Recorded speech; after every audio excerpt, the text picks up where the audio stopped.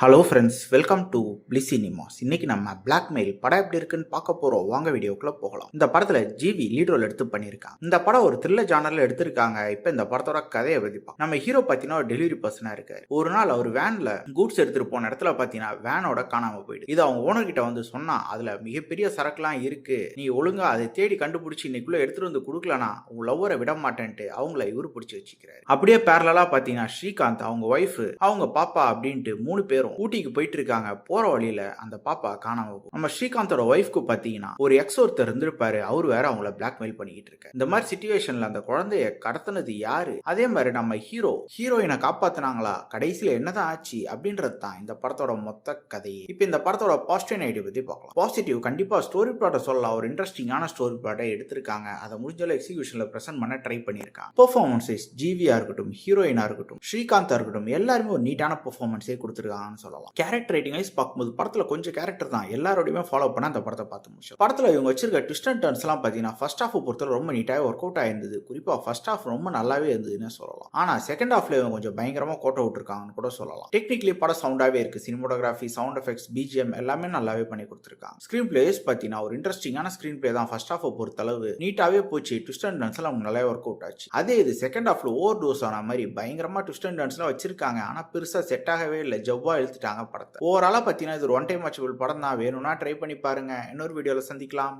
Thank you.